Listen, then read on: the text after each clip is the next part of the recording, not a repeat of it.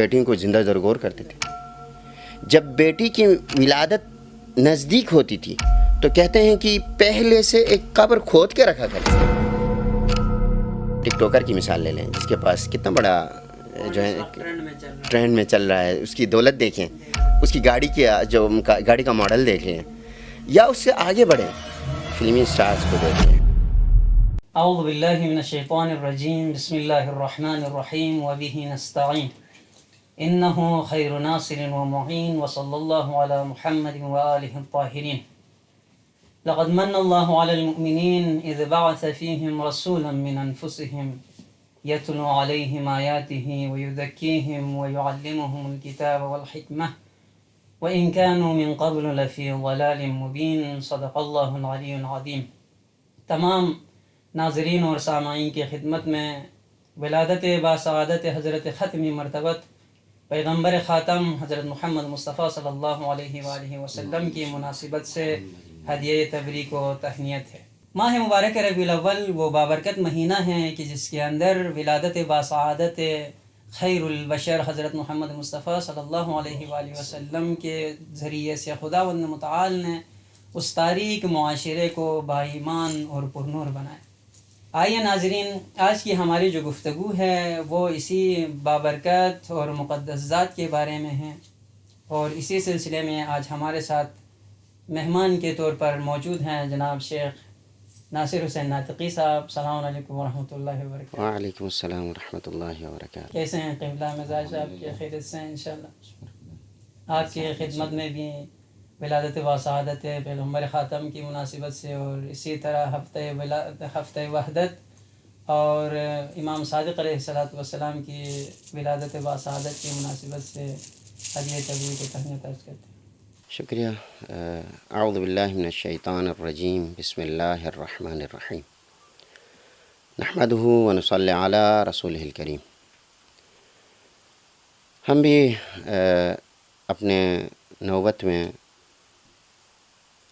تمام عالم اسلام کو, بالخصوص عاشقان رسول معظم کو, ہفتہ وحدت کی مناسبت سے میلاد فرخندہ رسول معظم صلی اللہ علیہ وآلہ وسلم اور ان کے چھٹویں جانشین رئیس مذہب شیعہ فقہ جعفریہ حضرت امام جعفر صادق علیہ السلام کی میلاد کی مناسبت سے تمام ناظرین سامعین کو ہدیہ تبریک و تہنیت اور بالخصوص آقای محترم آپ کی خدمت میں عرض کرتے ہیں.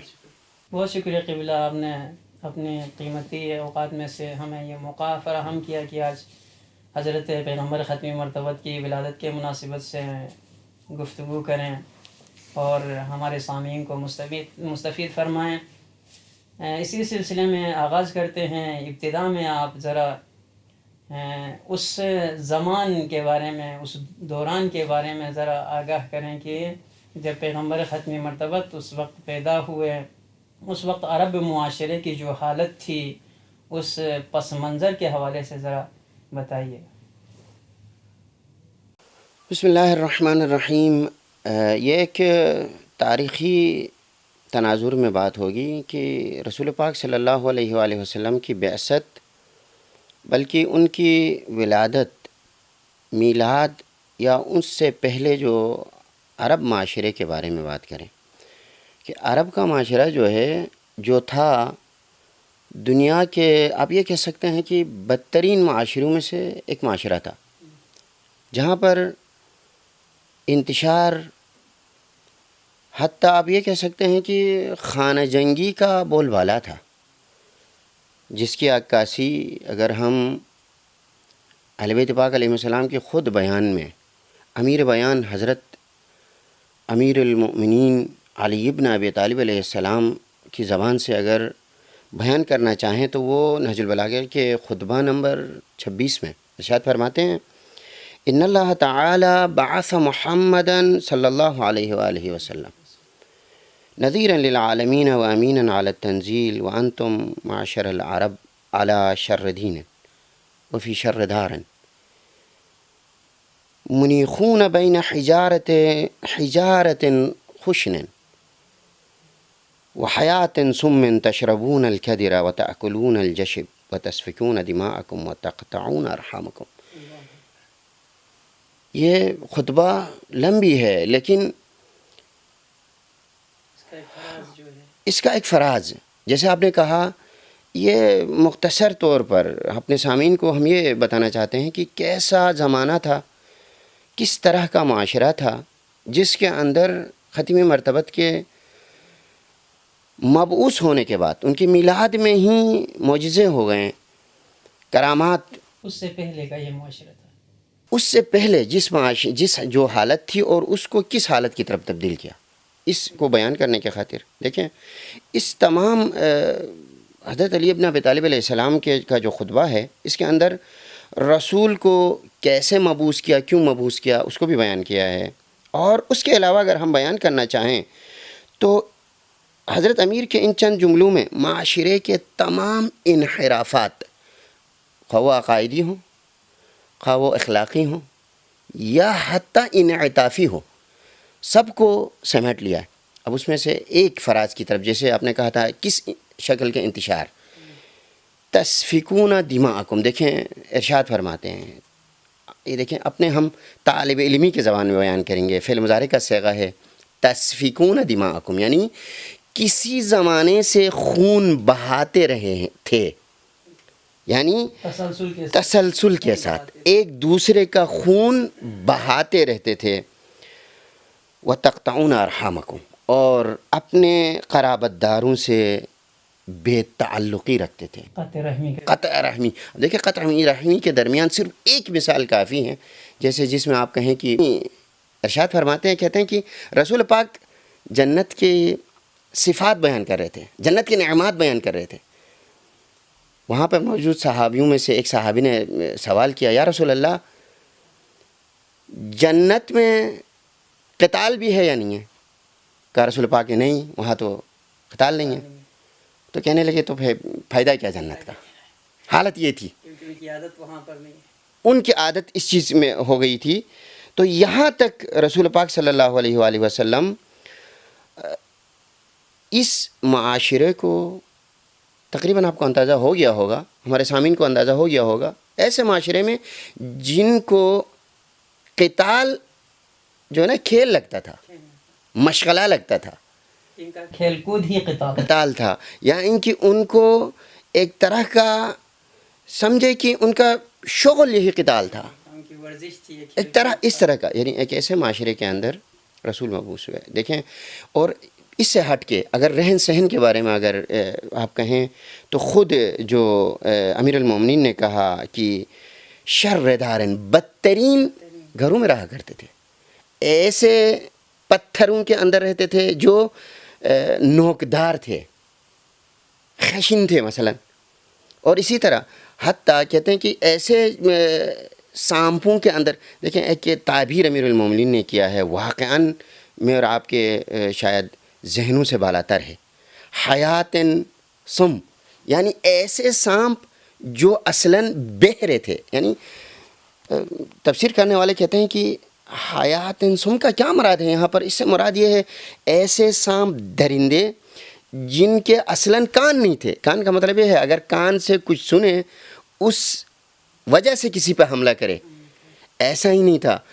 اتنے درندے کہ بس بغیر کسی مقصد کے، بغیر کسی کی طرف توجہ کے حملہ کرتے تھے.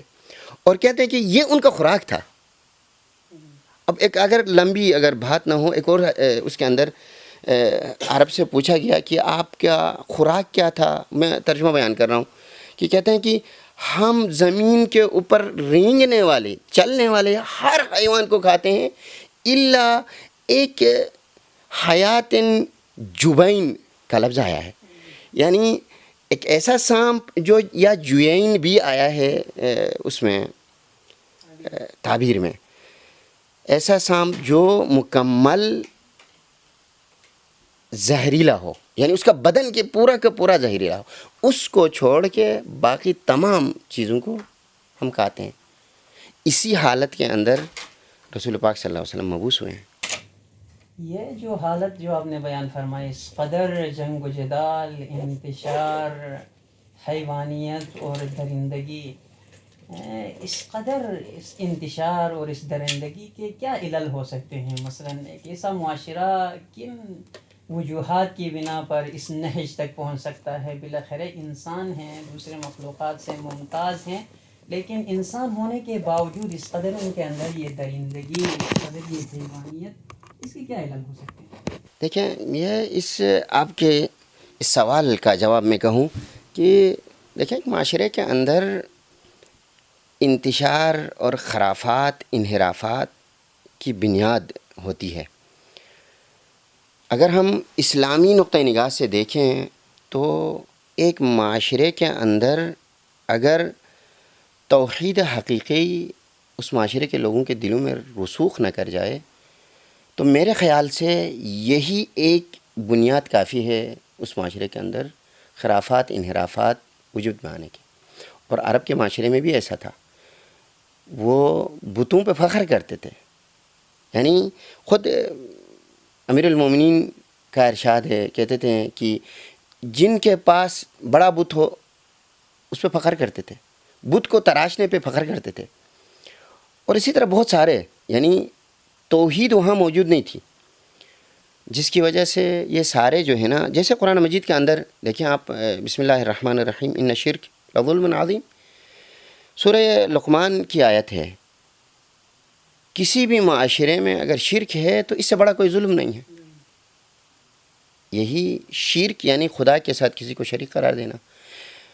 بنیادی طور پر میرے خیال سے مختصراً یہ کہیں کہ ہر انحراف کی بنیاد توحید حقیقہ نہ ہونا تھا اس وقت۔ اس قدر سنگین مسائل ہیں، جنگ و جدال اور قتل و غارت ہے، ایک ایسے معاشرے میں جب پیغمبر ختمی مرتبت پیدا ہوئے اور اس کے بعد مبعوث ہوئے، تو پیغمبر ختمی مرتبت نے ان لوگوں کو، جیسے کہ ابھی بیان ہوا ہے کہ ایک حیوان نما انسان تھے جن کا مشغلہ ہمیشہ جنگ و جدال تھا، جو آپس میں ہر بات پر لڑتے جھگڑتے تھے، جن کے اندر انسانی اقدار اصلاً موجود نہیں تھے، اس معاشرے کو متحد کرنے کے لیے، ایک دوسرے کے ساتھ محبت اور بھائی چارگی سکھانے کے لیے پیغمبر اکرم صلی اللہ علیہ وسلم نے مثلا کون سے اقدامات کیے، کون سی تلاش اور کوشش کی، جس کے ذریعے سے، جس کی وجہ سے یہ عرب جاہل معاشرہ جو ان صفات پر حامل تھا، یہ آپس میں مسلمان ہو کر بھائی بھائی بن کر زندگی گزارنے لگے۔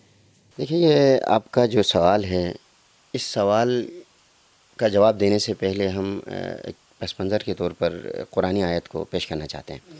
بسم اللہ الرحمن الرحیم، وَاذْكُرُوا نِعْمَةَ اللَّهِ عَلَيْكُمْ إِذْ كُنْتُمْ أَعْدَاءً فَأَلَّفَ بَيْنَ قُلُوبِكُمْ فَأَصْبَحْتُمْ بِنِعْمَتِهِ إِخْوَانًا۔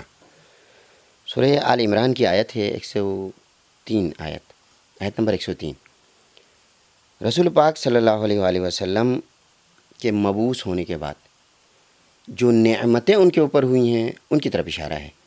یعنی یاد کرے ان نعمتوں کو کہ جب تم لوگ ایک دوسرے کے دشمن تھے، اور رسول پاک کے بعثت کے بعد آپ کے دلوں میں الفت ڈالی گئی، ایک دوسرے سے محبت ڈالی گئی، ایسی محبت جو آپ لوگوں کو ایک دوسرے کا بھائی بھائی بنا دیا، حقیقی بانی، دشمنی تبدیل ہو گئی الفت و اخوت میں۔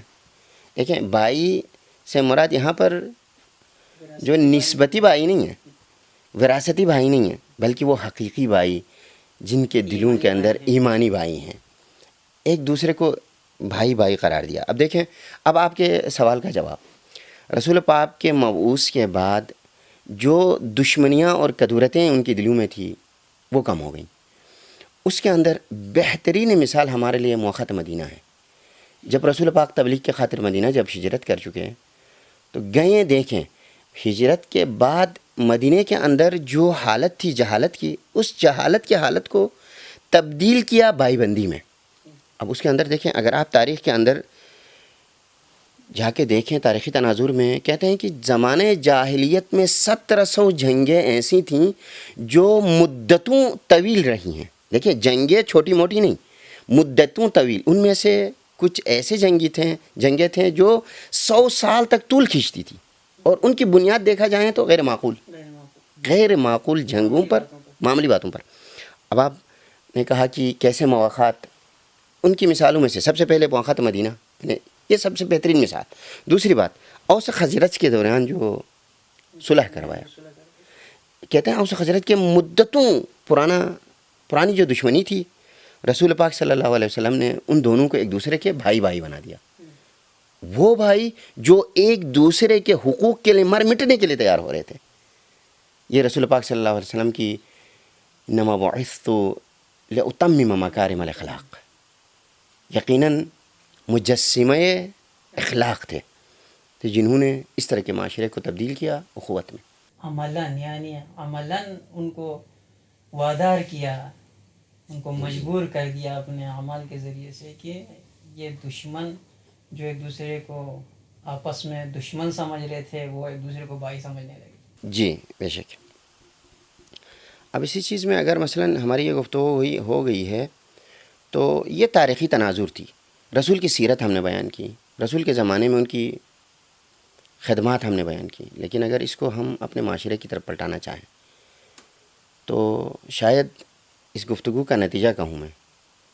اب آئیں دیکھیں ہمارے معاشرے کے اندر کیسا ہے. ہمارے معاشرے کے اندر کدورتوں کی بنیاد کیا ہے؟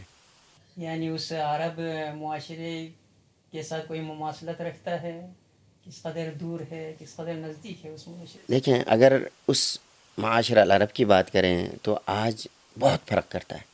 یعنی آج کے زمانے میں لوگوں کا رہن سہن کسی چیز کی مماثلت عرب اس بدو زمانے سے نہیں ہے. ان کے اخلاق و اطوار کی مناسبت سے دیکھیں معاشرے کے اندر جو اخلاقی، جو پسماندہ اخلاقی جو مشکلات مسائل جو ہیں آج کل جو پیدا ہوتی ہیں تقریباً ان کی طرح ہونے جا رہی ہیں.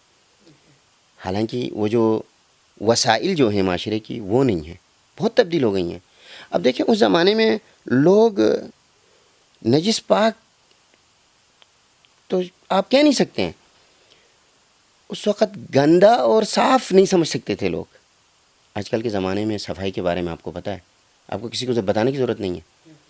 تقریباً لوگ سمجھ جاتے ہیں کہ صفائی پسند ہے یعنی، لیکن پھر بھی یہ کدورتیں ہیں. اور میں اس چیز میں آپ نے جو کہا مماثلت کی بات کی ہے تو ضرور اس نقطے کو بیان کرنا چاہتا ہوں. توحید حقیقی کا دلوں میں رسوخ نہ ہونا.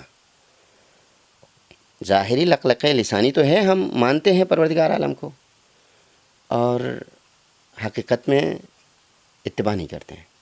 ہم سمجھتے ہیں رسول سے محبت کرتے ہیں، لیکن اس محبت کا جو اثر ہے دکھاتے نہیں ہیں.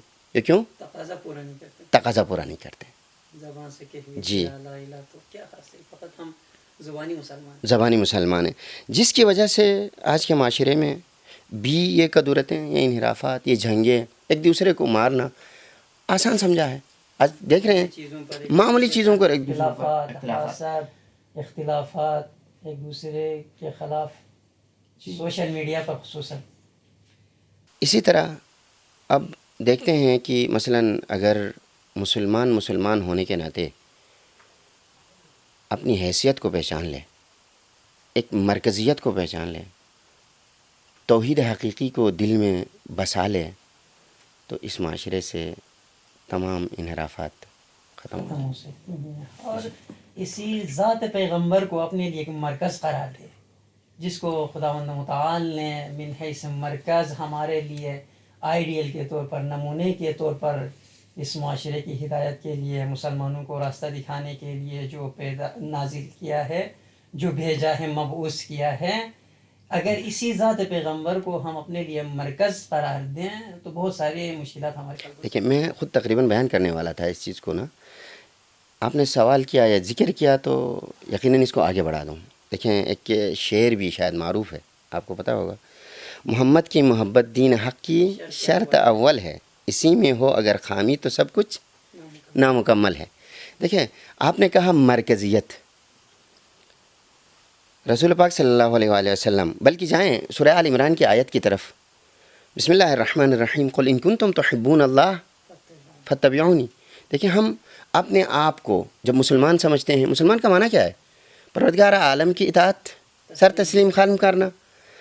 ان کنتم تحبون اللہ، اگر آپ چاہتے ہو کہ اللہ کے سے محبت کرے، فتبعونی، چاہتے ہو اگر تم اللہ سے محبت کرنا چاہتے ہو، محبوب بننا چاہتے ہو پروردگار کے، تو میری اتباع کرو. تو میری اتباع کرو. دیکھیں میں نے پہلے یہ اشارہ کیا تھا آپ کو کہ فتبعونی، میری اطاعت کرو. اب دیکھیں اطاعت کے تقاضے ہیں، بات لمبی ہو جائے گی، ورنہ دیکھیں محبت ایک امر قلبی ہے. یہ انسان کے ہاتھوں کا کام نہیں ہے، بلکہ یہ دل کا کام ہے. اگر انسان کو، اب آپ ہمارے معاشرے کی بات کریں، کسی کو پیسہ دے دیں، لالچ دے دیں، دوسری سکے کے دوسرے رخ کی طرف بات کریں، ڈرا دے، دھمکا دے، وہ ظاہری طور پر اس ڈرانے دھمکانے والے، اس پیسے دینے والے کی پیروی کرے گا، اس کی بات مانے گا، لیکن اس دل کو کیا کرے گا جو ماننے کے لیے تیاری نہیں ہے. محبت امر قلبی ہے. دیکھیں، اور قلب حقیقت پرست ہیں، یہ دو چیزیں ہیں. حقیقت پرستی یہ دل کے اندر ہے. قرآن مجید کی دوسری آیت ہے لا اکراہ فی الدین، دین میں کوئی زبردستی جبر نہیں ہے. اور اسی چیز کو قلب کے اوپر کبھی جبر نہیں ہو سکتا، کبھی تشویق نہیں دلایا جا سکتا. قلب کو، امر قلبی کو تبدیل کرنے کا کوئی راہ حل دنیا میں نہیں ہے. جب ایسا ہے تو پھر کیا ہونا چاہیے؟ امیر المومنین، پھر سے مجھے یاد آ گئی امیر المومنین کی ایک بات. ارشاد فرماتے ہیں ما عبدتک طمعا فی جنتک. کیا کہا؟ بار پروردگارا، الہی میں تیری عبادت تیری جنت کی محبت میں نہیں کرتا. ولا خوف من نارک، نہ تمہارے جہنم کے خوف سے کرتا. دیکھیے دو چیزیں میں نے پہلے بھی ذکر کیا تھا، یا تشویق یا تنبیہ، دو چیزیں ہیں. دونوں کے ذریعے سے آپ کے ظاہری طور پر آپ کی زبان کو کنٹرول کر سکتے ہیں، آپ کے ہاتھ کو کنٹرول کر سکتے ہیں، لیکن دل کو کنٹرول نہیں کر سکتے. یہ امر قلبی محبت ہے. ولیکن وجدتک اہلا للعبادہ فعبدتک. امیر المومنین فرماتے ہیں بس میں نے لائق سمجھا ہے تیری عبادت، آپ کی عبادت کرنے کو، آپ کی ذات کو. دیکھیں یہاں پر ذات پروردگار، خود پروردگار کے ذات میں کمال ہے، کمال یہاں پر ہے. اب آپ مرکز محبت کی بات کرتے ہیں، رسول پاک کی ذات لائق محبت ہے. لائق محبت ہے، اب رسول، اطاعت ہے. ہاں جی، اب رسول پاک کی جب ہم اطاعت کرنا چاہیں، فتبعونی کے اندر آ جائیں، تو دیکھیں آج کل کے زمانے میں، آج میں کیا کہوں، یہ ترقی یافتہ کہوں تو بھی مناسب لگے نہ لگیں، ترقی یافتہ کہوں تو بہتر ہے کہ زمانہ ماڈرن زمانے کے اندر لوگ دیکھتے ہیں یہ دنیا کی رونقوں کو کہ کون مالدار ہے، کون. اس کی مثال اگر عام معاشرے میں ہم اتر کے دیکھ لیں، ایک ٹک ٹوکر کی مثال لے لیں جس کے پاس کتنا بڑا جو ہے ٹرینڈ میں چل رہا ہے، اس کی دولت دیکھیں، اس کی گاڑی کی جو گاڑی کا ماڈل دیکھ لیں، یا اس سے آگے بڑھیں فلمی اسٹارز کو دیکھ لیں، اس سے بھی ہم تھوڑا اتر جاتے ہیں نیچے. سیاستدانوں کو، دنیا کے اندر مالدار ملینئرز کو، ان کو فالو کرتے ہیں، ان کو فالو کرتے ہیں. جبکہ قرآن مجید نے ہمیں کیا کہا ہے؟ اگر لقد کان لکم، اگر رسول خدا کے ذات کے اندر اسوہ ڈھونڈ لیں تو دیکھیں آپ لوگ کہیں گے نا. دیکھیں جی میں ایک بات بتانا چاہ رہا تھا، شاید میرے ذہن میں آیا کہ لوگ کہتے ہیں کہ چھوڑیں یہ قدامت پسند ہیں، پرانے زمانے کے مولوی پرانے زمانے کی باتیں کرتے ہیں، یہ تو پرانی ہو گئی ہیں. یہاں پر امام خمینی کا وہ جملہ کوٹ کریں، اس کا جواب میں آپ یہ کہیں، میں آپ 100 سال کی بات کرتے ہو، ہم 1400 سال پہلے جانا چاہتے ہیں. 1400 سال زمانہ پہلے جا کے اگر رسول پاک اور اہل بیت پاک علیہ السلام کی ذات میں، جی ان کی ذات میں ہمارے لیے اطاعت کو ڈھونڈ لیں تو یقیناً فتبعونی نے جا کے یحبب لکم کا نتیجہ ہمیں مل جائے گا. یعنی پروردگار عالم محبت کرے گا. دیکھیں محبت کے آثار ظاہر ہو جائیں گے. محبت کے آثار کیا ہیں؟ اگر پروردگار عالم آپ سے محبت کریں تو یقیناً مغفرت بھی کرے گا. میں اور آپ کیوں پریشان ہیں اس دنیا میں؟ اگر معنوی طور پہ اگر پریشانی ہے تو ہماری وہی مغفرت کی پریشانی ہے. سے اپنے تعلق کو کاٹ دے گا تو یقیناً دیکھیں دنیا کے اندر ایک محاورہ ہے، کہتے ہیں کہ وہ سکون سب سے اہم چیز ہے، ٹھیک ہے نا. مال کوئی مہم چیز نہیں ہے. انسان سکون حاصل کرنے کے لیے مال کو خرچ کر سکتا ہے، لیکن کبھی صرف مال کے خرچ کرنے سے سکون حاصل نہیں ہوتا. لیکن پھر ہمیں یہ وہ راستے ڈھونڈنا چاہیے جہاں سے ہمیں سکون میسر ہو. تو اب سکون جہاں سے میسر ہوتا ہے وہ اگر ہم حقیقی مسلمان ہیں، اتباع رسول کریں. اتباع رسول کریں، اور اتباع رسول کے ساتھ اس سلسلے میں جا کے توحید حقیقی تک پہنچ جائیں. جب توحید حقیقی تک پہنچنے کے بعد ہمارے دل میں کوئی اضطراب نہیں رہے. بالکل. اور پیغمبر ختم عزت مرتبہ کی ذات کو اپنے لیے آئیڈیل قرار دیں. اور تو ہماری زندگی جیسے وہ عرب معاشرہ جنگ و جدال اور انتشار میں جکڑی ہوئی وہ قوم جیسے آپس میں متحد ہو گئی، آپس میں ایک دوسرے کے ساتھ بھائی بھائی بن گئی، ہمارا معاشرہ بھی ایک دوسرے کے ساتھ انشاءاللہ متحد ہو سکتا ہے، ایک دوسرے کے ساتھ محبت سے زندگی گزر سکتے ہیں. کہ محمد سے وفا تو نہ تو ہم تیرے ہیں، یہ جہاں چیز ہے کیا لوح و قلم تیرے ہیں. والسلام علیکم ورحمۃ اللہ وبرکاتہ.